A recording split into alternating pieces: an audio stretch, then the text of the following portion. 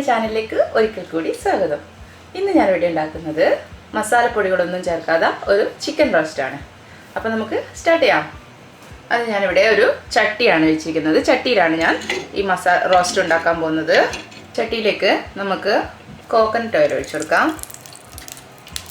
കുറച്ച് നല്ലവണ്ണം ഒഴിച്ചോളൂ കേട്ടോ. ഇനി ഇതിലേക്ക് ഒരു 3 പച്ചമുളകും കറിവേപ്പില ഇഷ്ടത്തിനനുസരിച്ച് എടുത്തോളൂ. ഒരു 1.5 ടേബിൾ സ്പൂൺ ഇഞ്ചി വെളുത്തുള്ളി പേസ്റ്റുള്ള ഇഞ്ചി വെളുത്തുള്ളി ചതച്ചത്. നല്ലവണ്ണം മൂപ്പിച്ചെടുക്കുക.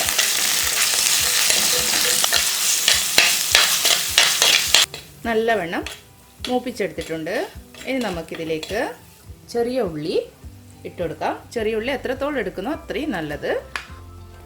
ചെറിയ ഉള്ളി ഒന്ന് ചതച്ചെടുക്കുക. ചെറിയ ഉള്ളി നല്ലവണ്ണം ഒന്ന് ചതച്ചെടുത്തതാണിത്. ഇത് നല്ലവണ്ണം വഴറ്റിയെടുക്കണം. ഇതിൻ്റെ കൂട്ടത്തിൽ തന്നെ നമുക്ക് വറ്റൽ മുളക് പൊടിച്ചത് ഒരു 3 ടേബിൾ സ്പൂണോളം വറ്റൽ മുളക് പൊടിച്ചത് കൂടെ ഞാനിതിൽ ആഡ് ചെയ്യുന്നുണ്ട്. കുറച്ച് ഉപ്പ് കൂടെ ഇത്രയിട്ട് നല്ലവണ്ണം അത് വറുത്തെടുക്കണം. എരിവിനനുസരിച്ച് നിങ്ങൾക്ക് ഈ വറ്റൽമുളക് ഇടാം കേട്ടോ. ഞാൻ പച്ചമുളകും കൂടെ ആഡ് ചെയ്തതുകൊണ്ടാണ് വറ്റൽമുളക് ഒരു 3 ടേബിൾ സ്പൂണോളം ഇട്ടത്. ഇനി ഇത് നല്ലവണ്ണം വഴറ്റിയെടുക്കാം. നല്ലവണ്ണം വഴറ്റിയെടുത്തിട്ടുണ്ട്. കുറച്ചുകൂടെ ഇതൊന്ന് റോസ്റ്റ് ചെയ്തെടുക്കണം.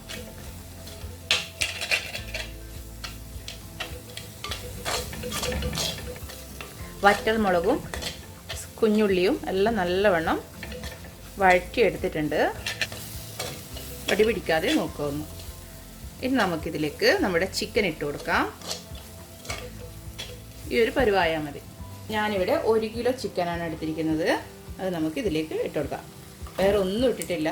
ചിക്കൻ കഴുകി വൃത്തിയാക്കി വെച്ചത് മാത്രമേ ഉള്ളൂ. അത് നമുക്കിട്ട് മസാലയൊക്കെ നല്ലവണ്ണം ഒന്ന് പിടിപ്പിച്ചു കൊടുക്കാം. നിങ്ങളിപ്പോൾ വിചാരിക്കുന്നുണ്ടാവില്ലേ ഇത് മസാലയൊന്നും ഇല്ലാണ്ട് ഇത് വെളുത്തിരിക്കുന്നൊക്കെ. അങ്ങനെയൊന്നുമില്ല. ഇതൊക്കെ പിടിച്ച് വരുമ്പോഴേക്ക് ചിക്കൻ നല്ല ടേസ്റ്റായിരിക്കും. അതുമാത്രമല്ല ഒന്ന് ശ്രദ്ധിക്കുക, ചിക്കനെ നമുക്ക് എത്രത്തോളം ചെറുതാക്കി എടുക്കാൻ കഴിയുമോ അത്രത്തോളം ചെറുതാക്കിയ ചെറിയ പീസുകളാണ് ഈ റോസ്റ്റ് ഉണ്ടാക്കിയെടുക്കാൻ നല്ലത്. വലിയതായി മുറിച്ച ചിക്കൻ എടുക്കാതിരിക്കുന്നത് നല്ലത്. ഇനിയിപ്പോൾ നമുക്ക് കുറച്ച് ഉപ്പ് കൂടെ ചേർക്കാം. ഇതിലേക്ക് കുറച്ച് ഉപ്പ് കൂടെ ചേർക്കാം. നമ്മുടെ ചിക്കനിലേക്ക് ഉപ്പ് കയറണ്ടേ, അതുകൊണ്ട് കുറച്ച് ഉപ്പ് കൂടെ നമുക്ക് ഇതിലേക്ക് ചേർത്ത് കൊടുത്ത് മിക്സ് ചെയ്തെടുക്കാം. ഇനി ഇത് അടച്ച് വെച്ച് നമുക്ക് കുക്ക് ചെയ്തെടുക്കാം.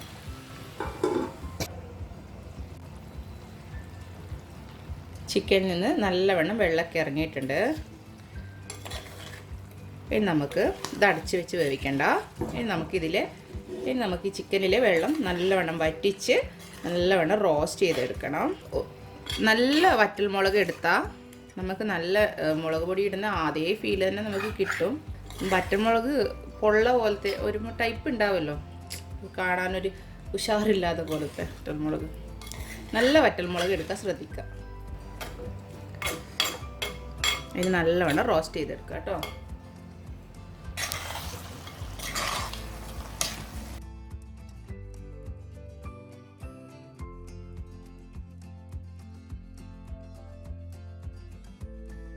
നമ്മുടെ ചിക്കൻ ഓൾമോസ്റ്റ് കുക്കായിട്ടുണ്ട്.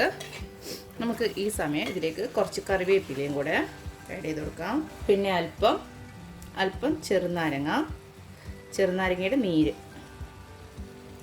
അല്പം മതി, ഒരു പുളിക്ക് വേണ്ടി മാത്രം. എല്ലാം കൂടെ നല്ലവണ്ണം ഒന്ന് മിക്സ് ചെയ്തെടുക്കാം. ഇപ്പോൾ ആ വെള്ള കളറൊക്കെ പോയിട്ടുണ്ട്. നമ്മുടെ ചിക്കൻ്റെ ഈ മസാലയൊക്കെ ഇതിൽ ഇറങ്ങി തുടങ്ങി. ഈ ഒരു പരുവമായി മതിയെങ്കിൽ നിങ്ങൾക്ക് നിർത്താം, സ്റ്റവ് ഓഫ് ചെയ്ത് കൊടുക്കാം. ഈ ഒരു ഇതിൽ മതിയെങ്കിൽ ഈ സമയത്ത് ഉപ്പൊക്കെ നോക്കുക. ചിക്കൻ്റെ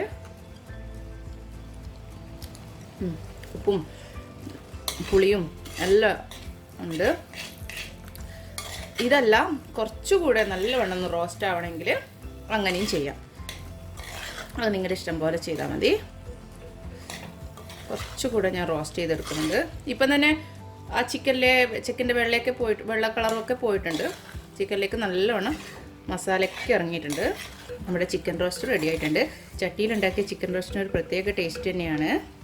അതുമാത്രമല്ല, പിന്നെ ഒരു കാര്യം ശ്രദ്ധിച്ചാൽ മതി, ചട്ടി ആയതുകൊണ്ട് അടി പിടിക്കാൻ ചാൻസ് കൂടുതലാണ്.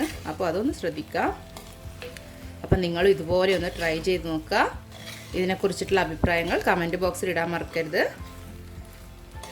അപ്പോൾ എല്ലാവർക്കും അടുത്ത റെസിപ്പിയായിട്ട് കാണുന്നവരേക്കും ബൈ.